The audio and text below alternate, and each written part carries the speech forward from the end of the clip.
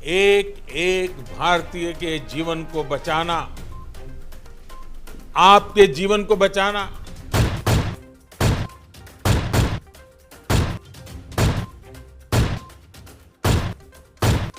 जी हाँ दोस्तों, बिल्कुल सही सुना आपने। भारत में एक बार फिर से कोरोना ने तबाही मचाना शुरू कर दिया है। कोरोना अपने पीक पर पहुंच चुका है। भाइयों और बहनों, आपको बता दें कि बीते 24 घंटों में 2,95,000 से ज्यादा नए मामले आए हैं और इतने हजार लोगों की मौत भी हो गई है। इस बीच भारत के प्रधानमंत्री नरेंद्र मोदी ने जनता को संबोधित भी किया है। इसी बीच भारत सरकार और स्टेट गवर्नमेंट ने मिलकर कई राज्यों में लॉकडाउन तो कहीं पर कर्फ्यू और कहीं पर तो धारा 144 लगा दिया है। ऐसे में आम नागरिकों को ये जान लेना चाहिए कि किन किन राज्यों और शहरों में लॉकडाउन लगा है या फिर धारा 144 या फिर नाइट कर्फ्यू लगा है, क्या खुला है और क्या रहेगा बंद, ये सब कुछ इस वीडियो में जानने को मिलेगा। और साथ ही दोस्तों, कुछ राज्यों में तो पहले से ही लॉकडाउन लगा हुआ है। इसी को देखते हुए मजदूरों का पलायन भी अब शुरू हो चुका है, जिससे कि रेलवे स्टेशन और बस अड्डों पर भारी भीड़ देखने को मिली है। यहाँ पर दोस्तों आपको बता दें कि मजदूरों की सुविधा के लिए सरकार ने बड़े ऐलान कर दिए हैं। उसी को देखते हुए प्रधानमंत्री नरेंद्र मोदी जी ने राज्यों और केंद्र शासित प्रदेशों के मुख्यमंत्रियों के साथ और राज्यपालों के साथ में बैठक भी की है और कोरोना के हालात पर समीक्षा भी की है और संक्रमण को रोकने के लिए राज्यपालों को सलाह भी दी है। ज्यादा संक्रमण वाले स्थानों पर लॉकडाउन लगाने और टेस्टिंग को बढ़ाने के आदेश भी दिया है। और दोस्तों, देश में होंगे अब ये बदलाव, लागू होंगे 10 बड़े नियम। इसके अलावा मोदी जी ने बैठक में क्या फैसले लिए हैं दोस्तों, इस वीडियो में जानने को आपको मिलेगा। इसके अलावा शादी ब्याह, सामाजिक कार्यक्रम और धार्मिक कार्यक्रमों में शामिल होने वाले लोगों की संख्या भी घटा दी गई है। स्कूल कॉलेजों को भी बंद कर दिया गया है और बोर्ड की परीक्षाओं को भी रद्द कर दिया गया है और कुछ राज्यों में तो रेल सेवा और बस सेवा को भी प्रतिबंधित कर दिया गया है। तो दोस्तों, देश और राज्य की 10 बड़ी खबरों को लेकर हाजिर हो चुके हैं। तो दोस्तों, सारी खबरें सिलेक्टेड और आप लोगों के काम की खबरें हैं। तो भाइयों और बहनों, इस वीडियो को शुरू से लेकर लास्ट तक लगातार देखते रहिएगा। और इसी के साथ दोस्तों, आज की पहली बड़ी खबर कि महाराष्ट्र में आज से लागू हो जाएंगी सख्त पाबंदियां। नोट कर लीजिए ये गाइडलाइन। दोस्तों, यहाँ पर आपको बता दें कि महाराष्ट्र में लगातार बढ़ती कोरोना महामारी पर लगाम लगाने के लिए महाराष्ट्र सरकार ने आज नई पाबंदियों का ऐलान कर दिया है। महाराष्ट्र में अब बिना वैलिड रीजन के एक जिले से दूसरे जिले में यात्रा करने पर कार्रवाई होगी। आज 22 अप्रैल रात 8 बजे से 1 मई तक नई पाबंदियां लागू रहेंगी। दोस्तों, यहाँ पर आपको बता दें कि हालात को देखते हुए महाराष्ट्र सरकार ने आम लोगों के लिए लोकल ट्रेनों और मेट्रो को पूरी तरह से बंद करने का ऐलान कर दिया है। साथ ही ऑफिस में अब सिर्फ 15% ही कर्मचारी काम कर सकेंगे और इसके निर्देश भी दिए गए हैं। सचिवालय या सरकारी ऑफिसों में अगर 15% से ज्यादा कर्मचारियों को बुलाने की जरूरत महसूस होती है तो विभाग के प्रमुख इस पर फैसला लेंगे और उनको इसके लिए Maharashtra state disaster management authority से अनुमति भी लेनी होगी। किसी भी शादी समारोह में सिर्फ 25 लोगों के जाने की अनुमति होगी और वो भी सिर्फ 2 घंटे के लिए। अगर कोई व्यक्ति इस नियम का उल्लंघन करते पाया जाता है तो उस पर सीधे 50,000 रुपए का जुर्माना लगाया जाएगा। आपको बता दें कि निजी बसें सिर्फ 50% क्षमता के साथ चलेंगी। वहीं अगर कोई बस एक जिले से दूसरे जिले में जाती है या फिर एक राज्य से दूसरे राज्य में जाती है तो यात्री जहां भी उतरेंगे उनके हाथ पर मुहर लगाकर उन्हें कम से कम 14 दिन होम क्वारंटीन रहने के लिए कहा जाएगा। तो दोस्तों, जिस तरीके से कोरोना महामारी बड़ी तेजी से फैल रही है, ऐसे में अगर आप भी महाराष्ट्र में रहते हैं तो आप बताइए कि क्या वहाँ पर ऐसे नियम लागू होने वाले हैं या नहीं। और इसी के साथ दोस्तों, अगली बड़ी खबर कि दुनिया का नया एपी सेंटर बन गया भारत। केस का वर्ल्ड रिकॉर्ड तोड़ा, यूएस को भी पछाड़ा। दोस्तों, यहाँ पर आपको बता दें कि भारत इस वक्त दुनिया में कोरोना वायरस के महासंकट का एपी सेंटर बन गया है। गुरुवार को भारत में कोरोना के 3,14,000 से ज्यादा नए केस सामने आए हैं। दुनिया में एक दिन में किसी भी देश में आए ये सबसे अधिक नए केस होंगे। इससे पहले इसी साल जनवरी में अमेरिका में 3 लाख के करीबन कोरोना के मामले दर्ज किए गए थे। दोस्तों, यहाँ पर आपको बता दें कि बीते 24 घंटे में 3,14,835 नए मामले आए हैं, जबकि 2,104 लोगों की मौत भी हो गई है। और इसी के साथ दोस्तों, अगली बड़ी खबर कि सरकारी से प्राइवेट हुए इस बैंक में 100 रुपए से खुलवाएं खास खाता, मिलेगी 5 लाख रुपए तक की ये सुविधा। दोस्तों, यहाँ पर आपको बता दें कि सरकारी से प्राइवेट हुए IDBI बैंक अपने ग्राहकों को नई सुविधा दे रहा है। IDBI बैंक ने अपने ग्राहकों को उनकी मेहनत की कमाई को आसान मासिक किस्तों के माध्यम से बढ़ाने का मौका दे रहा है। इसके लिए बैंक ने खास प्लान तैयार किया है। इसके लिए बैंक ने SSP प्लस पेश किया है। इस खास प्लान में ग्राहकों को नियमित बचत का फायदा मिलता है और साथ ही 5 लाख रुपए तक की खास सुविधा भी मिलती है। बैंक ने ट्वीट करके इसकी जानकारी दी है। दोस्तों, यहाँ पर आपको बता दें कि SSP plus principal interest protection के साथ ही कम्प्लीमेंट्री इंश्योरेंस कवर और रिवॉर्ड पॉइंट्स के साथ नियमित बचत प्रदान करता है। कॉम्प्लीमेंट्री 5 लाख रुपए तक का पर्सनल एक्सीडेंटल इंश्योरेंस कवर मिलता है। मिनिमम एलिजिबिलिटी इंस्टॉलमेंट अमाउंट 5,000 रुपए और 100 रुपए के मल्टीपल में है। अगर आप इसको ओपन करवाना चाहते हैं तो आप इसके लिए नेट बैंकिंग या फिर नजदीकी की शाखा में जाकर करवा सकते हैं। और इसी के साथ दोस्तों अगली बड़ी खबर की 10 दिन में आ सकते हैं 2 लाख के कोरोना के केस, क्या नीतीश सरकार है तैयार? दोस्तों यहाँ पर आपको बता दें कि बिहार राज्य में कोरोना संक्रमण लगातार ही बढ़ता जा रहा है। आंकड़ों को देखते हुए आशंका जताई जा रही है कि इन मामलों में अभी और इजाफा हो सकता है, जिसे नियंत्रित करने के लिए नीतीश सरकार ने प्लान तैयार किया है। आपको बता दें कि हाई कोर्ट में कोरोना मामलों की हो रही सुनवाई के दौरान राज्य सरकार ने बताया है कि वर्तमान में कोविड मामलों की संख्या में 15 से 16% की दर से बढ़ोतरी हो रही है। इस वक्त बिहार में कोरोना के करीबन 56,000 एक्टिव केस हैं, जिसको देखते हुए हाई कोर्ट ने आशंका जताई है कि यदि यही रफ्तार रही तो मामले और बढ़ सकते हैं और आने वाले 30 अप्रैल तक ये संख्या 20,000 प्रतिदिन हो सकती है, यानी कि 10 दिनों में 2 लाख नए केस। तब तक सक्रिय मामलों की संख्या भी लगभग 1.5 लाख तक हो सकती है। और इसी के साथ दोस्तों अगली बड़ी खबर की ऑक्सीजन की कमी पर दिल्ली हाई कोर्ट की केंद्र को फटकार। हजारों लोग मर रहे हैं, आप उनकी जान बचाने के लिए क्या कर रहे हैं? दोस्तों यहाँ पर आपको बता दें कि कोरोना संकट के बीच दिल्ली हाई कोर्ट ने केंद्र सरकार को फटकार लगाते हुए कहा कि आपको डिमांड और सप्लाई का कोई भी अंदाजा क्यों नहीं है। दोस्तों यहाँ पर आपको बता दें कि हाई कोर्ट ने केंद्र से ऑक्सीजन जल्दी से जल्दी अस्पतालों में भेजने के लिए रोड पर डेडिकेटेड कॉरिडोर बनाए और अगर संभव हो तो ऑक्सीजन को एयरलिफ्ट कराया जाए। हाई कोर्ट ने कहा कि इससे ज्यादा हम क्या आदेश करें। दिल्ली हाई कोर्ट ने कहा कि इंडस्ट्रियल इंडस्ट्री में इस्तेमाल होने वाली ऑक्सीजन को तुरंत रोक दिया जाए। कोर्ट ने कहा कि लोगों को मरने के लिए यूं नहीं छोड़ा जा सकता। ये मामला बहुत ही गंभीर मुद्दा है, लोगों की जिंदगी उनका मौलिक अधिकार है, आप उनकी जान बचाने के लिए क्या कर रहे हैं? और इसी के साथ दोस्तों अगली बड़ी खबर की राहुल गांधी का केंद्र सरकार पर हमला, बोले कि झूठे उत्सव भाषण नहीं, देश को समाधान दो।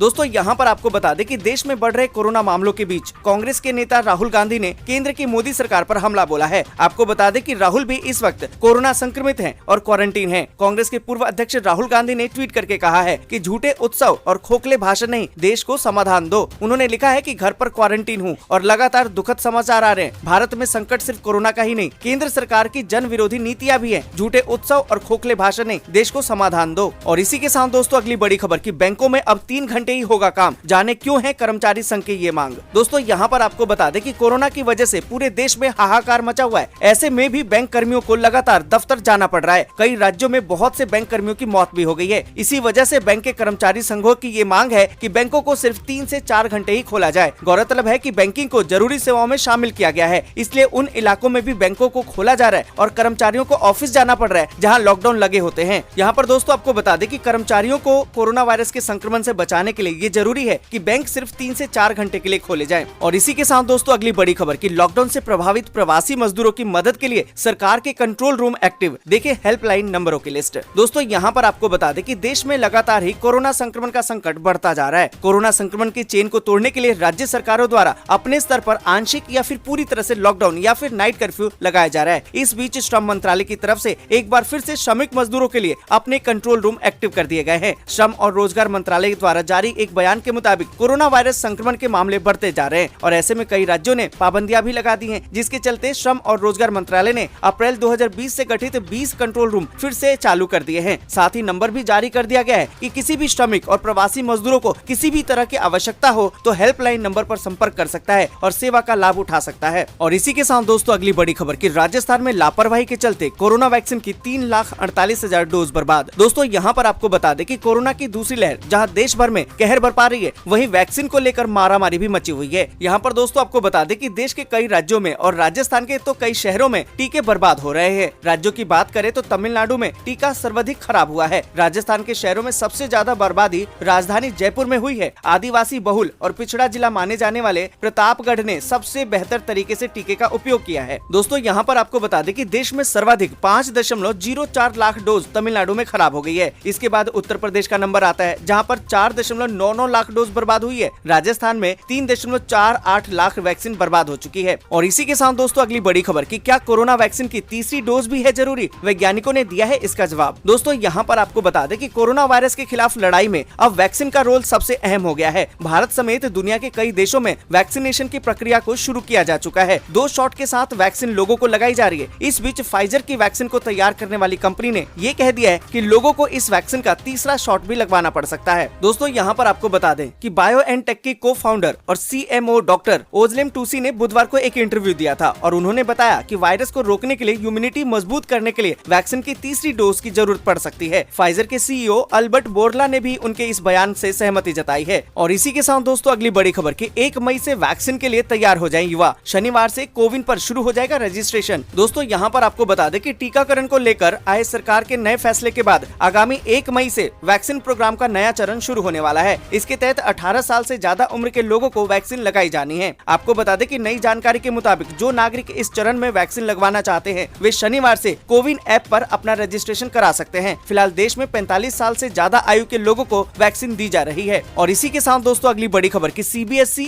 और CISCE के 10वीं के छात्रों के लिए बेहद अहम खबर। बोर्ड परीक्षा स्थगित पर छात्रों के समक्ष रखे गए हैं 2 विकल्प। दोस्तों यहाँ पर आपको बता दें कि CBSE और CISCE ने 10वीं की बोर्ड परीक्षा भी स्थगित करने को लेकर छात्रों के समक्ष 2 चुनाव रखे हैं। एक में बोर्ड परीक्षा देने और दूसरे में बोर्ड परीक्षा दिए बिना बोर्ड और काउंसलिंग द्वारा निर्धारित क्राइटेरिया पर मिले अंक में सफल होना। अब छात्रों को स्कूलों को इस क्राइटेरिया का इंतजार है जिस पर बोर्ड परीक्षा के अंक निर्धारित किए जाने वाले हैं। यहाँ पर दोस्तों आपको बता दें कि स्कूलों ने छात्रों और अभिभावकों का मार्गदर्शन करने और काउंसलिंग की प्रक्रिया शुरू कर दी है। कुछ छात्र परीक्षा देना चाहते हैं तो बहुत से छात्र ऐसे हैं जो बिना परीक्षा दिए ही बोर्ड की क्राइटेरिया पर सफल होना चाहते हैं। क्राइटेरिया पर मिलने वाले अंक को देखने के बाद ही अधिकतर छात्र और अभिभावक बोर्ड परीक्षा में शामिल होने या न होने का निर्णय ठीक से ले सकेंगे। दोस्तों आज के लिए बस यहीं तक। वीडियो आपको अच्छी लगी हो तो लाइक और शेयर जरूर कर दें। अगर अभी तक आपने चैनल को सब्सक्राइब नहीं किया है तो सब्सक्राइब जरूर से कर लें।